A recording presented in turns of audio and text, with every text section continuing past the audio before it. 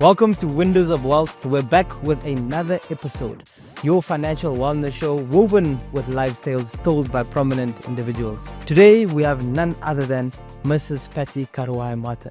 She is the Managing Director of NamibRe and she's the President of the African Insurance Organization. Mrs. Karuaihe-Martin, thank you so much for joining us on the show. Thank you so much, Christopher, for having me. It's always a pleasure. So, we tell stories that have never been heard before. And I really just want to take it back to day one on your early childhood, the schools you've attended, the type of household that you grew up in. What can you share with us? Thank you so much. That's a very important question because this is that's what made me who I am. I grew up in a township called Katutura. It's still there. We'll refer to it as the hood. Grew up in a very loving family. Oh, nice. Very big family.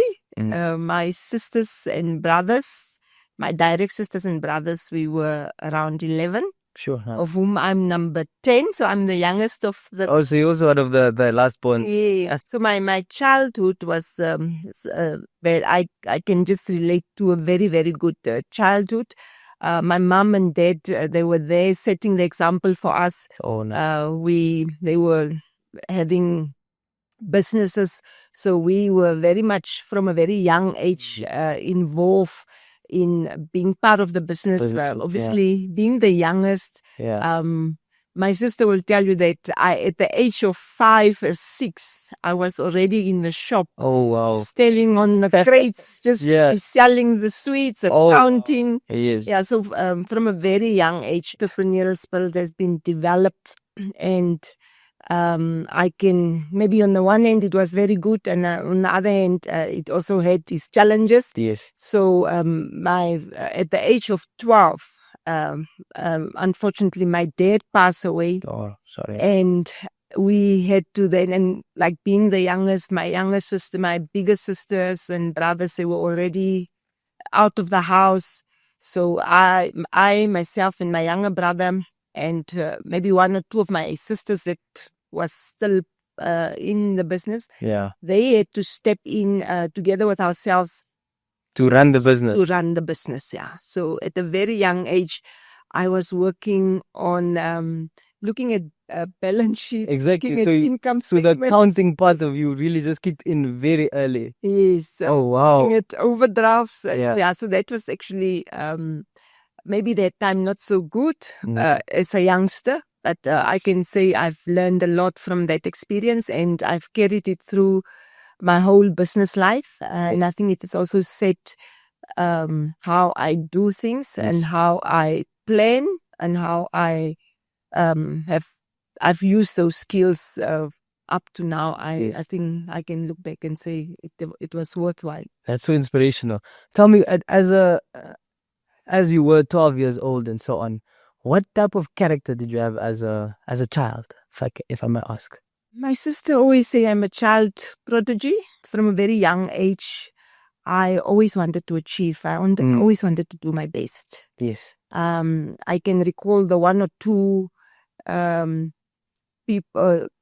kids that I was competing with when we grew up and became business leaders. Yes. The one guy was Shakespeare Masiza. I remember, unfortunately, he passed away.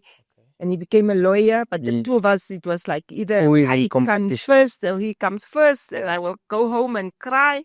Why? How did this happen? Yeah. As the time Shakespeare got the first prize, I got the second. So that competitive nature was maybe there already from a very young age. But it wasn't in a bad way. It was, from what I can recall, it was just making myself to achieve. And then I was fortunate enough when I got to grade 6, we had to write exams, or they call it, I think, IQ test. Yes. For Concordia College. Okay. And that was, I think, one of the best things that could have happened to me. Yes.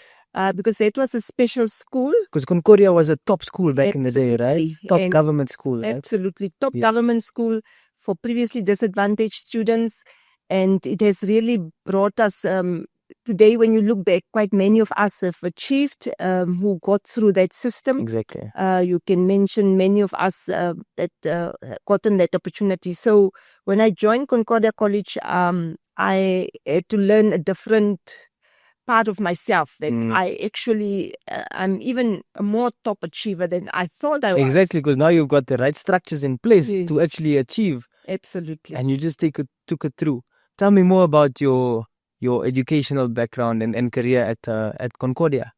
That was actually a very good school for us because you will get your school clothes, you will get everything was there for you. The only thing that you had to do is to perform. So that has gotten the culture in me that realizing that I don't just have to pass, I can actually get A Do a lot pluses. better, yes, yeah. And I was fortunate enough to meet a lady called Mrs. Butterworth and Mrs. Duplessis, and they were quite instrumental in my life, in the sense to foster my love that I already had for accounting. Yeah. And I could learn from them that about the chartered accounting profession, Yes. and how you should, what you should do to go into the accounting profession. And I just said, this is what I'm going to do. Yeah. And from that early time in my life, I was focused. I knew exactly what I want, but it's because of the support and assistance we got from the school. Yes. And the school was very focused. You had to study a lot. You just had to give your best. There was no chances for anything else. There was no time for any. And I think it has created that culture in you to always produce the best of yourself. It seems like the formula was working. You were a hard worker, having the right structure in school, having the right mentors in your school program as well, and the vision was clear. You always wanted to become a chartered accountant. Yes. So at what age did you realize I want to become a chartered accountant? And take us through the start of that journey when you attended UWC. Yes, and I think unfortunately that time back then it was still the times that we were in. It's that you couldn't just go to any university. So the only university that we will apply to, the UCTs of this world, but it was not open for. It wasn't accessible. Yeah. Yes, Was this still during apartheid? It was just I went to university around 1990. No, wait, 1987, 88. So just before independence. It was just before independence. So yes, we were still in the apartheid system. And we had to go through a lot. It wasn't easy. So the only university that time accepted us was University of Western Cape, which I don't regret. I think it was one of the best choices that I could make. And it's a university that really develops you on all levels, socially, politically, and also on many other levels of growing up as a student. But when I joined University of Western Cape, it was a course when I obviously went to do BCom accounting. I knew that's what I want to do. But the unfortunate thing was that it wasn't just easy to pass it. They were always saying, BCom is weerkom. So exactly. You have to come again because you just cannot do it in the first try. First 3 years. And I myself was fortunate to find two girls that was also very committed to say, we're going to do it. Yeah, the cum laude chasers. Yes. So we went all out to say, we're going to do it in the minimum time frame. Yes. And we did that. And I always recall this, even when I finished my first degree, we did not even had a big event, because by that time, the next year, I started with my honors in accounting. Yes. And we just went to the graduation. After the graduation, we went to KFC, got ourselves some rounds, straight back to class. Sure. So, yes. So that speaks to the type of dedication you were as a student. What were some of the other challenges you've experienced? Because now we're saying you did it in record time. Got a KFC round and back to the class it was. So the dedication, it spoke for itself. Yeah. But what type of student were you as well? What type of challenges did you experience at your time? Yeah, the challenges we had that time is that there was still a lot of boycotting. There were a lot of, and all of still very in the heat of South Africa was that time not independent as well. So we had a lot of experiencing a lot of, the apartheid system. But I had to make the decision that, look, I come from very far. I have to do what I have to do. I have to stay focused and study. So I think in those years, it's also when the release of Nelson Mandela happened. Yes. So you can imagine. So revolutionary times as well. Yes, it was definitely revolutionary times. And in the meantime, you had to balance your studies together with what you will just come to university. They haven't opened or they have started, but you can't go to class. It's not allowed. And Yes. you have to navigate through that. Exactly, because I can imagine when I was in university, we went through Fees Must Fall and all of the protests. Because if class was cancelled, my friends and I would go have a beer and we'd go chill around and all of that. And the focus students, they would take their bags, go back to the library or wherever in the residence they were staying, and they'd go study. Yes. So I can imagine that you were one of those students. Yeah, no, I was one of those. We will normally, there was a study center. So I'll normally go together with these two friends of mine. They were from Cape Town. So the three of us, we will go and study. Yes. So it was just one of those courses that you just couldn't, we were told, like, if you want to pass, you have to give it your extra. So I was fortunate enough to go through it in the minimum space of time. When I was done, I came back and started my articles with one of the big 4 firms. Yes. And it wasn't also easy. It was challenging in the sense that that time you will also experience the training that you're getting. You also had to fight for it. Yes. Because someone with the same qualification like you will be advanced, while you will be put on, if I can use an example, on one specific section. Even if you are already advanced and you're doing the section in such already fluently and you ask, why don't I get more? It's like almost that exposure. They were trying to limit the exposure that you should get. Yeah. But through all of that, I had my plans. Yeah. I was focused. I said, look, I will do my articles. I'll complete my articles. And once I'm done, I want to be a manager. By then I realized I've made the decision that I don't want to stay in the audit profession. And I was fortunate enough to the moment, and obviously the other challenge with the profession is your salary is so small. Yeah, those audit clerks, they are being pushed for the hardest and most amount of work for the least amount of salary. It's very unfortunate. But if you ask me, I'll do it all over again. Exactly, because it teaches you something. It teaches you something, not to be after monetary type of advancements, but then still remaining with that hard work and diligent culture. So you're saying it wasn't always for you. You remained of the opinion that you don't want to do this for the rest of your life. Yes, because not the tick box, the auditing was not for me. And the good thing with the profession is there's so much to do. I actually was one of my good subjects was tax. I got prizes for it at university, and I was one of the top students in the region. So I knew my fate would be tax. Yeah. So although not everyone like that, it's not the easiest subjects, but for me it was a natural. So I decided that I want to specialize in tax. But before I could do that, I first had to go and work. So I ended up going into the telecom sector. Okay. And after that, I also went into the transport sector. Yes. After which I was then poached by another big 4. Yeah. And they immediately said, look, we want you to become a partner. Please come, yes. Come. And they actually asked me, what is your interest? And I said, before that, I actually lectured for a year. Oh, nice. UNAM. Yeah. So you were through telecommunications, logistics, lecturing, and then the one of the big 4 also came and partner. For me, obviously, it was the natural, like if you start a place, you want to get to the top of it. So when you start as an article clerk, you want to become a partner. Yes. You are driven like I'm always driven. I was actually one of the first few Black women to go into the profession. Yes. So we were not, but I can mention that there were definitely women that I was looking up to. Like I can mention one, Brunmilda.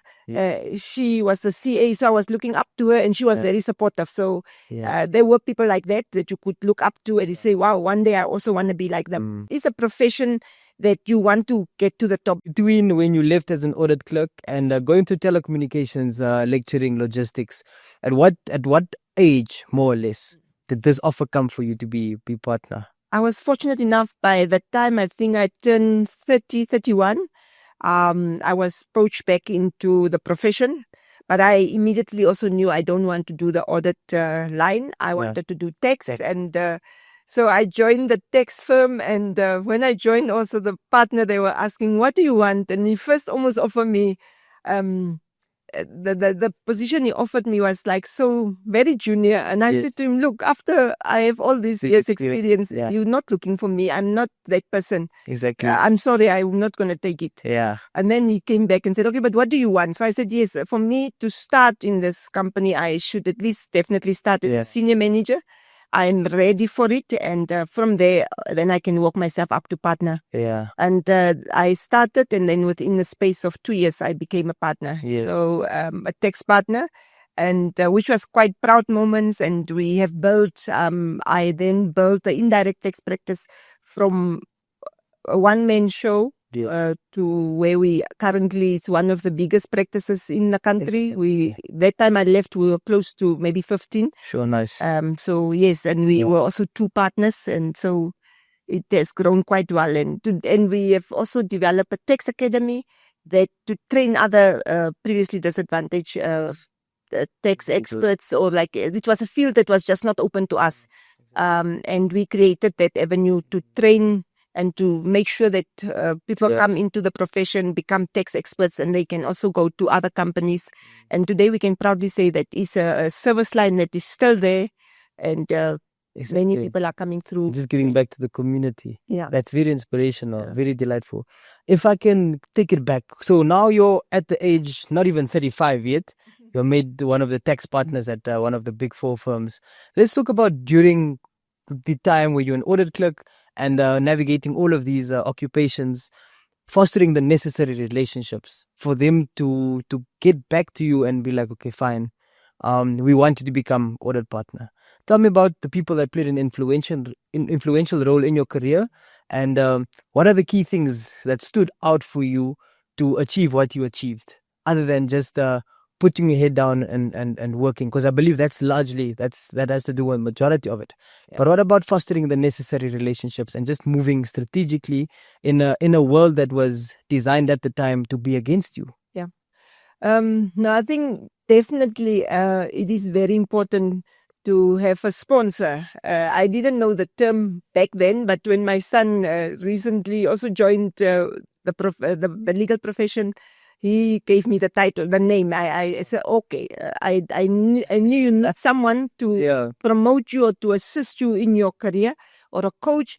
But the sponsor sounds good. So yes, I was fortunate enough to have a sponsor in the name of Nangula Wanja. Oh, nice. And Dave Davifori. Yes. They are really instrumental in the sense that they saw my potential from nowhere. And I think that's what we need to do more. As Namibians, we need to identify each other. We need to give each other that opportunity. So these 2 individuals then said, we want to give you a chance. And then Albi Bota was then my direct report, and I need to mention him as well. He's absolutely great. He was great in the sense that the way he trained me, because when I joined, you can come with a qualification, but you still need the technical part. And every time when I ask a question, he will sit with me and take me through it. And that was priceless. So I think that's how that transition has taken place for me to become a partner and to give back. I mean, to the quality is also important, that you don't just want to get, if someone gives you the opportunity, it is also important from your side to make sure you deliver. Exactly. Prove yourself. Don't let them down. Absolutely. And those are 3 very influential and prominent people till this day that you've mentioned as your sponsors. So to the youth out there listening, they must get sponsors. Very important. Yeah, that's what they need to do. So from one of the big 4 firms where you were one of the tax partners, what was next for Mrs. Patty? Yes, I stayed for a period of 10 years, which I thought I've done my part very well. When I was leaving, Nangula was not too happy. She did ask me to stay a bit longer, but I knew my time has come to leave. I wanted to give back to the Namibian community. And my next position that I knew I should be occupying was at the Namibia Tax Revenue Services. Yes. So that was for me an automatic move that I've gotten all this knowledge. It's now time to give it back. Exactly. And that time we did not have a revenue agency. And I was fortunate enough that then another few sponsors that came my way, or people that I could immediately have the conversation with, was the PS of Finance that time, Yes. Meshafuda, Okay. and then the Minister of Finance then, Honorable Sarah Amadila. Yes. Kukongelwa. So the two of them then also immediately, when I told them, like, look, I'm ready now to move to the next level. Yeah. They immediately said, look, we need you here. Yes. So I joined the number, that time it was still Ministry of Finance, the tax division. And I took on an opportunity for 18 months. Yeah. To actually a period of 3 years, but within 18 months, I think I've done what I thought I could do. And by that time, we could propose the establishment of the revenue service, the NamibRe. Yes. So I was instrumental in that. And I think that is, for me, one key giving back. Obviously, I had to take a salary cut. So it's important to know sometimes in life, it's not always about the money. It's about the impact, really. It's about the impact. Yeah. So. Oh, that's very inspiring. I didn't know that. And I think a lot of our viewers would appreciate that kind of information. So after that, did you then join NamibRe after that? Yes. Is that where the journey started with that? Yes. Yeah. And then while I was at the ministry, the offer came then for NamibRe. And there's another challenge, or like another opportunity that we maybe always need to look out for. That when I look at it, I said, look, I've got no idea what is reinsurance, but I think I can definitely, when I went for the interview, I found it immediately very interesting. And that is the expertise that we learn from the profession that we are. You get to learn very fast and very quickly to adapt. I mean, the tax knowledge that I was having and all my other experience, it was for me very easy to converse into this field of becoming a reinsurance expert. I actually, when I went for the interview, did tell them, like, look, I'm in the next 6 months, I'm going to be an expert in this field. Yes. And I made sure that our technical partners, the NamibRe and some other reinsurers, that they immediately trained me. Yeah. And the one guy was even telling me, like, you different. You want to learn. I mean, you are very intentional. Yeah. Because I didn't want to be in a technical space where I'm not comfortable. So, but it was very good. It worked out well. I'm now there for more than a decade. Yeah. And we have grown the business from, I think, 170 million. We are now at over 800 million. That is fantastic. In terms of revenue. Yeah. Wow. Well done. Thank you so much. And it's one of the profitable state-owned enterprises. Exactly. And we have grown the staff complement from 25 to 37 because it's a very technical field. As you grow, naturally you need to appoint more people and take it from there. Tell me, from an education perspective, from being the tax partner at one of the big four to being the MD of NamibRe now, from an educational perspective, what can one do to really equip yourself to be ready for that managing director type of position? And if it's not from an education perspective, what did you do intentionally to become the leader that you are today? I think it's very important for, obviously from an education perspective, there's more opportunities out there. There's the back then, like I said, you couldn't just go to any university. Now it's open. You can go from UCT. You can choose any university you would like to attend. So you don't have that limitation that we had back in our days. So it's just for you to come and make sure you get do the research of the qualification that you need. But what is very important is that for you as a youth, you must not expect. I was fortunate enough in my life. Yes, I got fast-tracked through the process, but I was also ready. I was also putting in a lot to make sure I adjust to the fast-tracking. But what is important for the youth of today is to realize that you have to go through the different stages. Don't try and jump too fast. but allow yourself to get the training, to go through the different stages that is set out. The good thing about the accounting profession, it's very structured. So you know exactly, and it's easy to go whichever way you have to go. If you want to go to asset management, you make sure there's a route to follow. Yeah. If you want to go the CA route, there's a route to follow. If you want to go the tax route, for each one there's a specific focus. So it's important for you, if you choose to be in that field, same with insurance, to make the choice and to then start getting the qualification for it. Yeah. And then also the different steps of going through it. To be intentional and be ready to equip yourself with the necessary knowledge and qualifications to where you want to go. Because I think a lot of us, especially in my generation, we just want more money. We want to do anything. Yeah. But to follow your passion, actually be intentional with what you want to do and prepare yourself for when that opportunity actually comes. Absolutely. Yeah. And it comes. It's just a matter of time and a matter of commitment. Yeah. And I think like people who has done article will tell you that they starts with a very small salary. And the moment you finish your salary, if it not increased by 3 times, it increases Easily. by 5 times. Easily, yeah. And that's when they start buying cars and houses and all of that. Yeah, the time will come for that. So Mrs. Patty, just recapping on our conversation and just congratulations for all of the accolades you've just mentioned. I mean, it's very inspirational. I really want to take a step back because in your personal life, a lot was also going on in that period. I mean, you probably got married, there were children involved. So as an inspirational woman that has all of these accolades and all of these leadership positions, how was it raising a family and still being a wife, a mother? I mean, even a mother in the workspace. I think many people that have worked with you can attest to the fact that they view you as sort of an inspirational leader. How did you fulfill all of those personal roles while also doing it in the professional sense? Because it can't be easy. I can't even imagine doing it myself. You know what? When I look back, the answer is quite easy. If you have a passion for something, it becomes easy. Yeah. So I must say I was very passionate about what I was doing.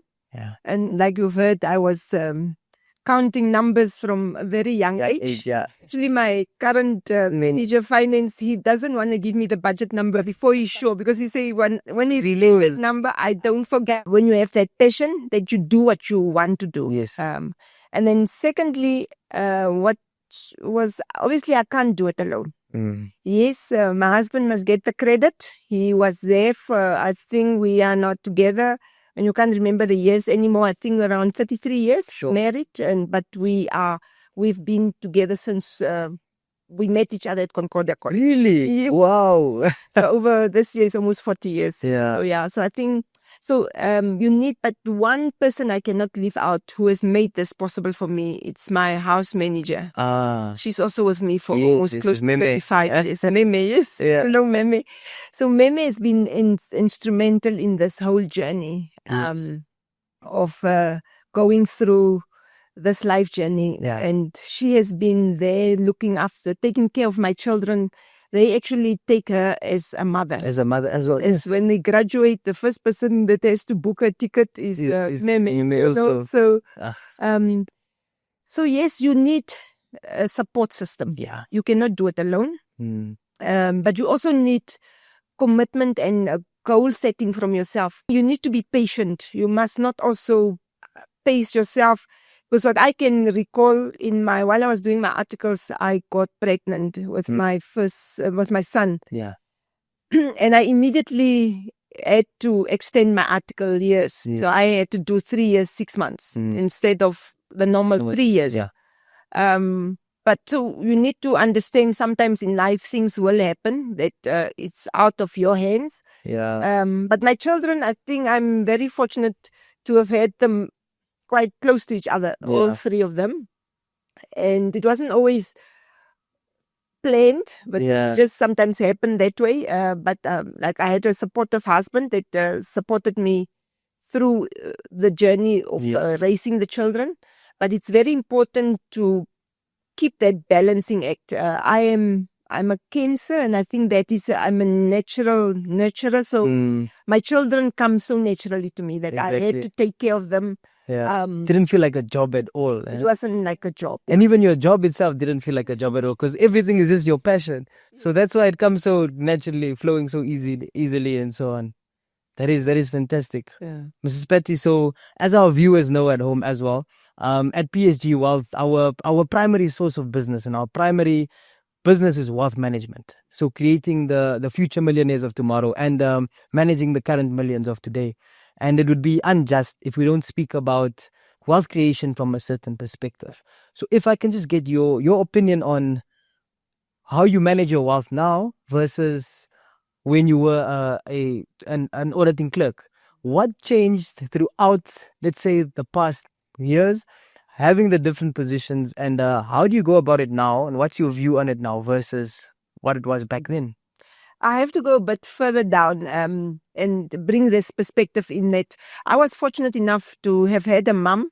She did not go to school. She was not school smart, but she was very smart. Yeah. In other ways, she was a businesswoman. Yes. And the good thing with her, she taught us from a very young age to save. Oh, yes. So for each and every child, we had a little red book that time. Wow. From Swabo or Sambo or something. Yeah.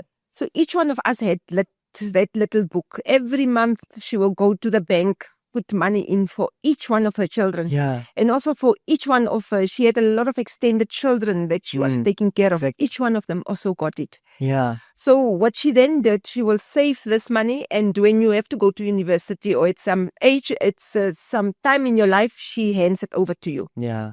So for me, that was, and she wasn't like a person who went to school to learn about all of this. And herself, she also saved a lot of money for herself. So she had a lot of investments. And whenever something becomes difficult, you will just hear Have goes to the emergency fund or whatever the case may be. Wow. So for me, the message is that you need to save. And then back to myself, when I started with the journey, and you've heard, I can actually tell you what that amount of money was. It was very little, but I won't say it, not to protect the profession. Yeah. But when I started to work, it was very difficult in the beginning. So please don't feel too bad when you really cannot take a 50 rand or 100 rand and put it aside. Now, yeah. The first few months can be difficult. Yes. But the moment I got a child, I said I have to save. Yeah. And that was almost like the second year when I started to work 1991, 1992, I got my first son. So it wasn't far out. Yeah. And I think if you take also us black kids, or like when we're growing up, you have what they call black tax. Yes. There's always a lot of... You always have to give back to a cousin this side and aunt this side and so that's a grandmother always this side. Yeah. So one understand that.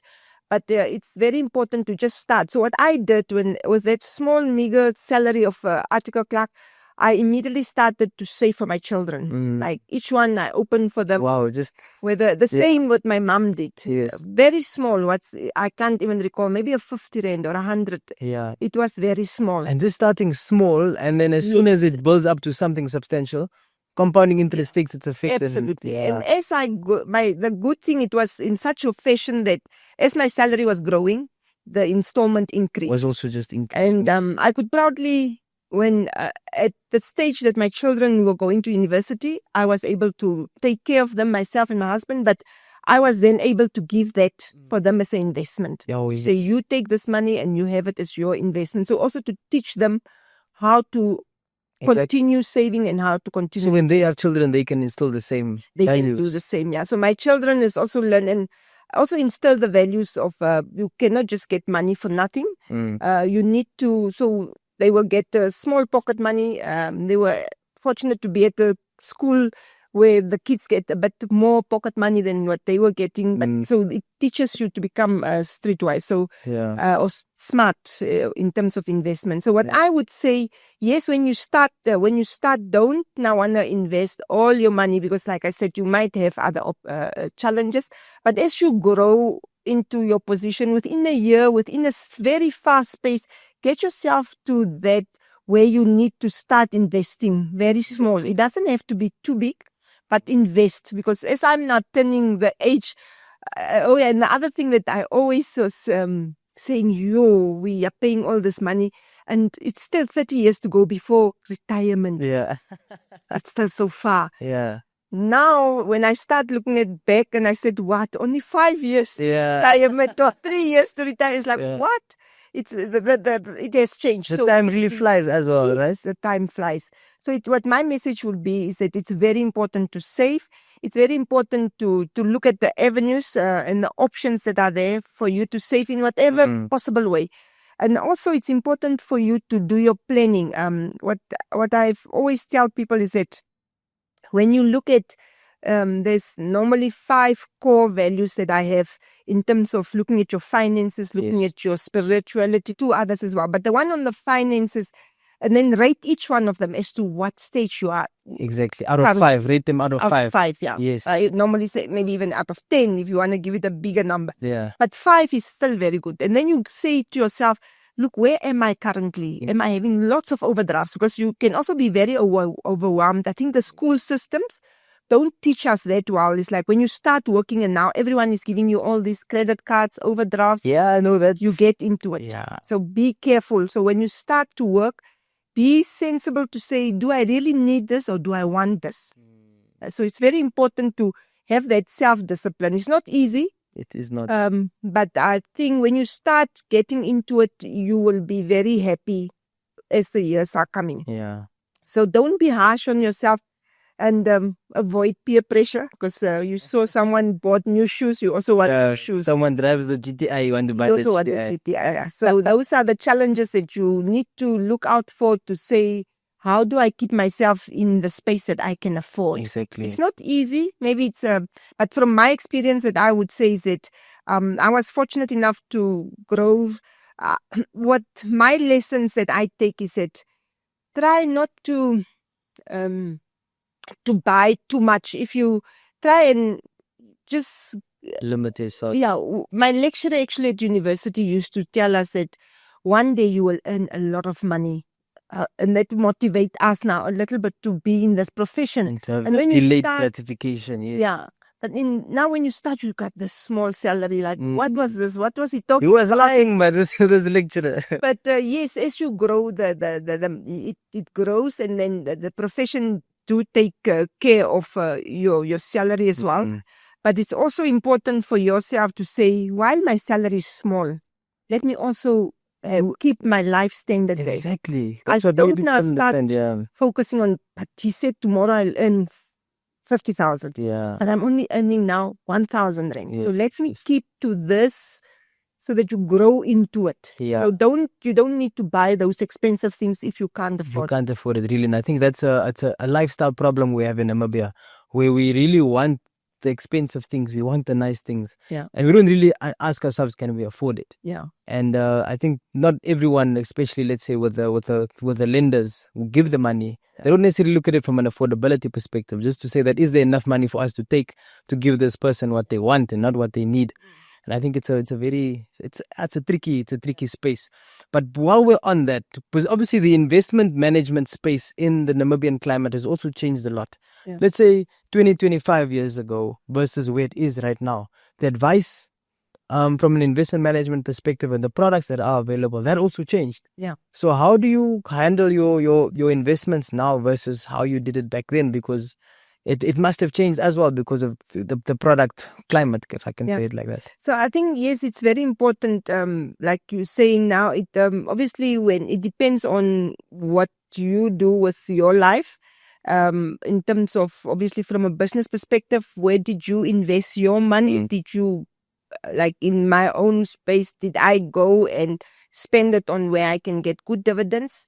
Did I spend it where maybe some of like the investments I've made, some is maybe yielding good dividends, others are not. So the two need to balance. You need to have a diversified portfolio as much as you can. In terms of products, coming from my mom's background, yes, I believe in at least keeping some safe cash aside. That's very important. But it's also important to diversify and look at obviously shares, look at businesses, but it depends on what is your risk appetite. Exactly. So, yes. What's your need and your goals, your disposable income, and then look at your risk appetite to say this is how much risk I'm willing to take on, or how safe I want to play it as well. That's a fantastic answer. Mrs. Patty, I just have one more question with regards to, from a wealth management perspective, is to say that when you build with a partner, especially like you have been with your husband for so many years, what is the advice you have for the youth out there who are sitting with their partners now as well, who are clearly goal driven, they are hungry for more, they really want to take it from there? What advice would you have for them to build together with a partner? What are the things you need to look at, and what advice do you necessarily have to give them? I think definitely the world has changed.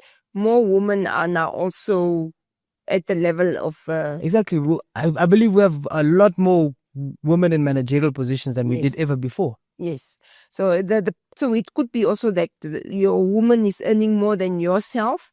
So those dynamics is obviously also different. So it is very important to have financial education in terms of because what I've seen from talking to my children and talking to the youth, that it's very critical for you to, because in school you're not necessarily, if you didn't do the accounting stream or the business stream, you don't necessarily get to learn about investments. You don't necessarily get to learn about how to deal with your finances.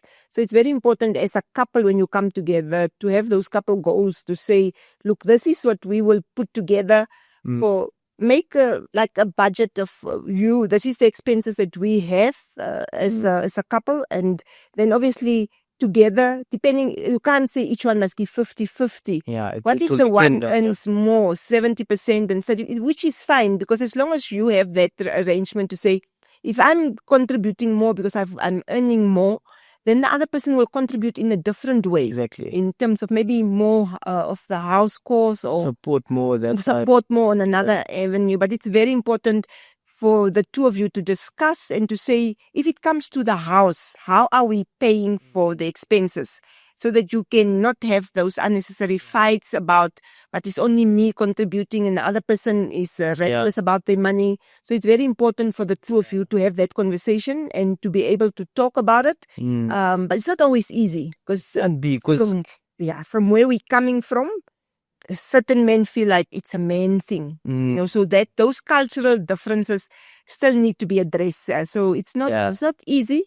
But I'm fortunate that where I am now, like myself and my husband, we've built our assets. He's built his businesses. It's also important how you're getting married, whether you're going to be getting married in community of property or with an ANC. Make sure you get all this advice as a youngster, and make sure that when you it's not just getting married, it is much more than that. It is very nice when the feelings is there, you falling in love. But when life starts, it can become challenging. I can imagine. And look for the advice, look for coaches, look for whoever. There's so many financial planners out there. There's so many people. The help is out there. So I think it's good for you. If you see you have a challenge, go and look for the help. Yeah. Thank you so much. Such good advice to the youngsters out there, your people in early marriages, and obviously starting out with their relationships with their significant others. In the modern day and age, we've seen so many people have made mistakes, have suffered from those mistakes, and I think for the modern relationship and in the modern world, you really need to do things differently and actually, as a unit, collectively build together. Yeah, Mrs. Patty, that's the last. But now we've come to the part where it's the last part of the show. I'd like to call it 5 on 5 with Windows of Wealth.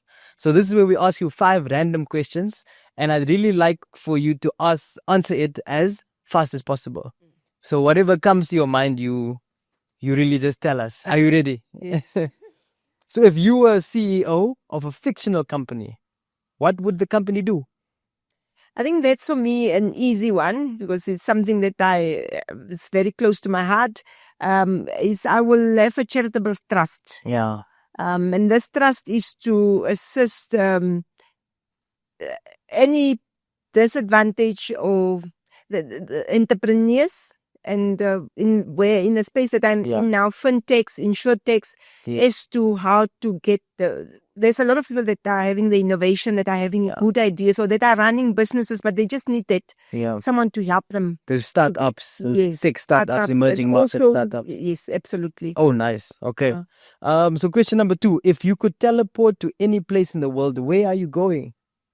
So that's a difficult one. Must I say it's an easy one? Yeah. I think I just love Namibia. Yeah. I think Namibia remains the only country I want to go to. Yeah. So I'm still gonna say, take me back to Namibia. Yeah. That is where I want. You teleport right there where you are. Yes. Maybe to Sokop or to Luderitz. But Yeah, just there. definitely Namibia. Question number 3. What is your most memorable childhood experience? I think my most memorable childhood experience is my father. I think he was there in my life for the first 12 years of my life. And he played such a huge role. Like every night when we driving from Katutura to our other house where we were staying, he will stop at the shop and we will get chocolates and me and my younger brother. Yeah. So those memories, it's just very beautiful. And the holidays that he took us, it was still in Swakop or wherever, but just the moments that he spent with us. Yeah. I think those are the memories that I really remember. Right. Oh, nice. Yeah. Question number 4. What's your guilty pleasure? Food or activity? What do you like doing or what do you like to eat or drink that makes you feel a bit guilty that you probably do more than you should? I think activity, obviously the food could have gone as well, but because my family, we love food, but I think activity, as I've grown older, or since the very young age, I've always been a walker, a runner.